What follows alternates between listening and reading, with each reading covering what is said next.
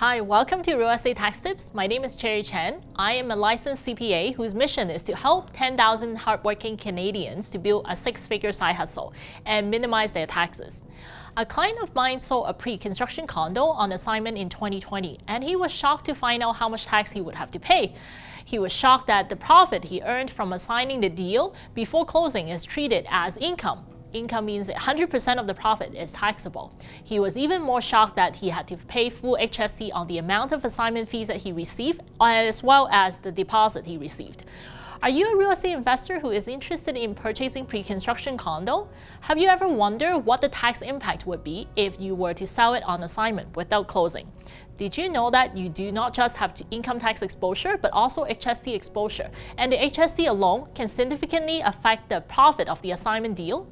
Well, today we're going to go through the tax implication of selling pre-construction home on assignment. I'm going to walk you through the income tax and HST exposure so you know whether you are making profit or not. Before I dive deep into the discussion, make sure you subscribe to our YouTube channel to stay on top of the latest Canadian tax tips. If you like our video, make sure you give us a thumbs up and comment below. Now, let's get started. Before I dive deep into the conversation, let's revisit the difference between income and capital gain. In the Canadian tax system, money you earn can be either reported as capital gain or income. Income is 100% taxable. Common examples is employment income, rental income, business income, interest income. If you earn $100,000 income, 100% of the $100,000 is taxable. Capital gain, on the other hand, is only 50% taxable. Example of capital gain include buying and selling rental properties that you have hold for a long period of time. When you sell your long-term buy and hold rental properties, the profit you make is considered capital gain. Capital gain is 50% taxable. If you make a profit of $100,000, only $50,000 is taxable. Depending on your tax rate, you might pay as less than 50% of the tax if the profit is considered capital gain. To minimize our tax liability, we want to call everything capital gain. But it isn't so simple, is it? The previous court cases have established many factors to help determine whether the profit is considered income or capital. There are a total of 10 factors that we are going to look into to help you understand whether a transaction is considered capital or income. Number 1, taxpayer's intention. What are your intention when you purchase the property? That's very important. And the intention isn't something that you say what you say it is. It actually has to be supported by the circumstantial evidence. Number 2, how likely are you going to carry out that intention? If you have done nothing to carry out that intention, that's not going to help. Number 3, geographical location and zoning use of the real estate acquired. If you buy a property with the intention to moving in, you claim that you have the intention to move in, but you purchase a commercial property, or it is a property that's zoned commercial. How likely are you going to move in? The court is going to look at that information to help them determine whether the transaction is considered capital versus income. Number 4, how much work you had done to carry out the intention that you said you would. You might have intended to buy a commercial property and convert it into a residential property. How much work have you done? If your intention is truly to convert the commercial property into a residential property, you would have done zoning planning, you would have engaged an architect, you might have to engage a planner. So all these work counted, and all these work would help you to help the court to determine whether the transaction is considered income versus capital. Number 5, evidence that the taxpayer's intention changed after the purchase. That also helped the court as well. What do you do for a living? If you're a realtor or a builder, chances are it doesn't help that you have professional knowledge, insider knowledge, intimate knowledge about the market. And the more involved you are with the real estate industry, the more likely that the court is going to consider you as conducting a business, and the income has to be reported as income. Number 7, are you borrowing money to finance the purchase? And what are the financing terms? If you are borrowing money with a short-term financing, you can borrow private money, 1-year term, repayment terms with 1 year. Those are short-term financing, and short-term financing typically is an indicator that you are trading real estate, and hence the profit from the sale of the property would be considered income rather than capital gain. Number 8, do you have someone else investing with you in this property. Now, using myself as an example, I am a real estate accountant and my husband is a real estate agent. If my husband, as a real estate agent, invests with me, he has some insider knowledge, he has intimate knowledge of this real estate industry, and he's taking advantage of this industry. While I call my investment as a passive investment, his intention is really to flip the property. That also may be looked at by the court as an income transaction rather than a capital transaction. Now, number 10, factors that motivate me or you to sell the property. So there are people, using an example, there are people who are selling the property because their circumstances change and they always intend to sell the property. They always intend to move into the new construction home, but then circumstances change, family gets sick, job require them to relocate. Those are the factors that the court is looking at, and those are the factors that would help you to justify that the transaction is on the capital account and therefore only 50% of the profit that you make would be taxable. Number 11, the last one, evidence that you had dealt extensively in real estate. So if you look at me as a real estate accountant, I've owned a few properties myself.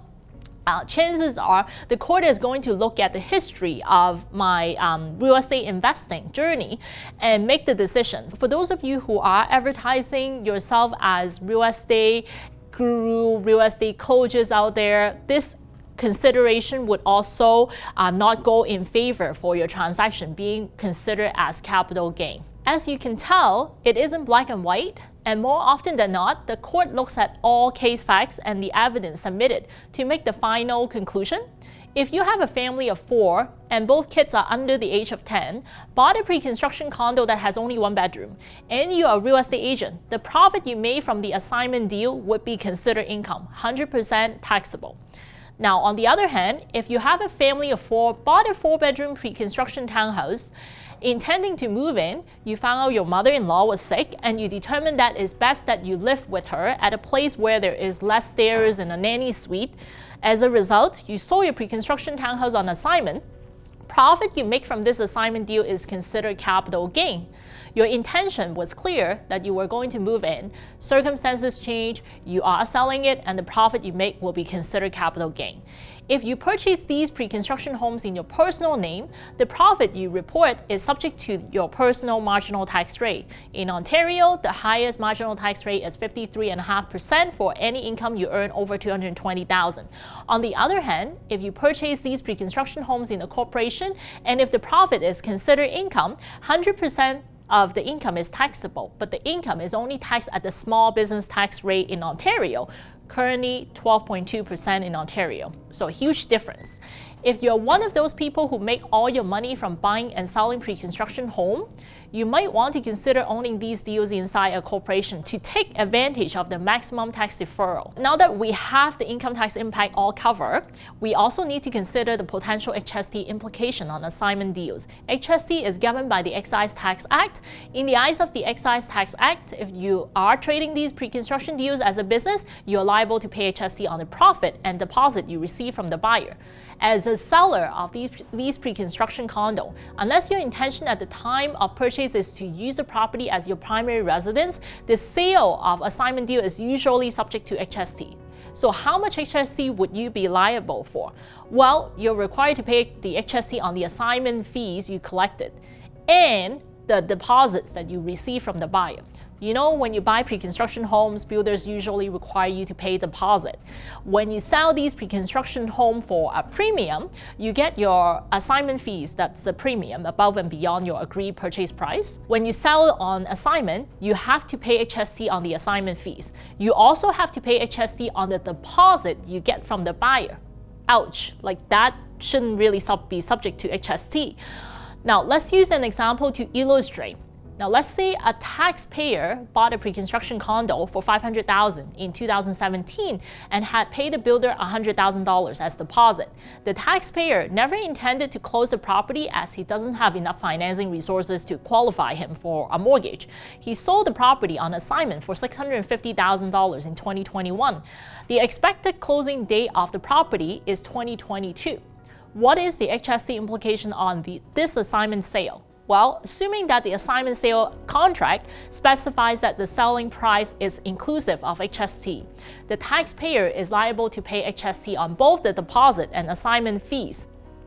In this case, the assignment fees equal $650,000 less the $500,000, net equals $150,000. Taxpayer has to pay HST on this $150,000. In addition to that, he also paid a deposit of $100,000. Taxpayer also has to pay HST on this $100,000 deposit. Total HST is calculated based on the combined total of $150,000 assignment fees and the $100,000 deposit, total of $250,000. We take $250,000, divide it by 1.13 and multiply it by 13% using Ontario's rates. HST payable is therefore $28,761. What is the income tax implication then? From an income tax perspective, since the sale is considered as income transaction, 100% of the profit made is taxable. The profit made from this deal net of HST is $121,239. If the taxpayer owns this property in his personal name and his marginal tax rate is about 50%, his tax liability is actually $60,620. He nets $60,620 from the deal.